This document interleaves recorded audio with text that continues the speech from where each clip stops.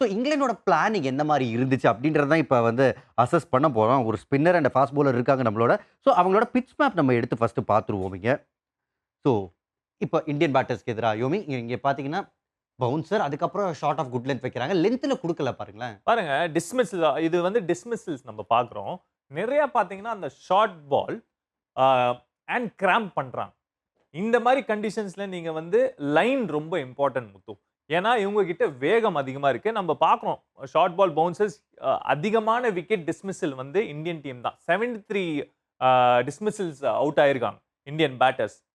And இந்த கண்டிஷன்ஸ்ல உங்களோட length important. But line even more important. Jofra Archer ஒரு செம்மையான ஒரு விஷயம் சொன்னாரு. போன மேட்ச் முடிஞ்ச உடனே.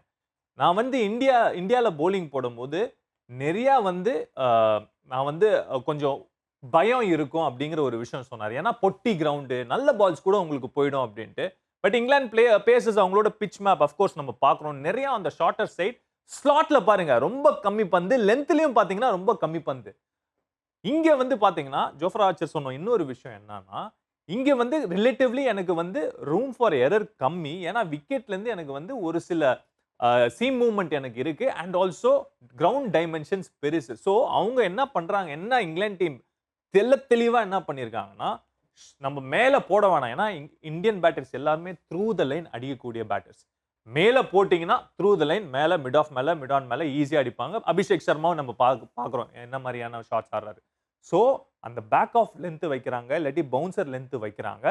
லைன் பார்த்தீங்கன்னா, ஒரு மாரி of stump, middle stump. Example குடுக்குறேன் யோமி. இதுல பாருங்க. இதுல வந்து நமக்கு அவங்களோட பவுலிங் இருக்கு. மேபி எக்ஸாக்ட்லி நீங்க ஒரு பேக்கேஜ் நம்ம வச்சிருக்கோம். ம். பாருங்களேன், இப்போ அவங்க லைன் பார்த்தீங்கன்னா, ஒரு மாரி middle stump, leg stump, cramp பண்ற மாரி போடுறாங்க. க்ளோசர் டூ த ஸ்டம்ப்ஸ்ல இருக்காங்க. அண்ட் லென்த் பாருங்க. ஒரு மாரி இடுப்பு ஹைட் வர லென்த். ஸோ மேல ஒரு பாலும் தர மாட்டேங்கிறாங்க. ஏன்னா இந்தியன் பேட்டர்ஸ் வந்து நம்ம ஊர்ல வந்து அந்த மேல் பாலுக்கு வெயிட் பண்ணி நேரா அடிக்கிறத நம்ம பார்த்திருக்கோம். ஸோ அந்த லென்த் அவங்க தராம ஸ்டம்ப் லைனே வைக்கிறதுனால கிராம்ப் பண்றாங்க.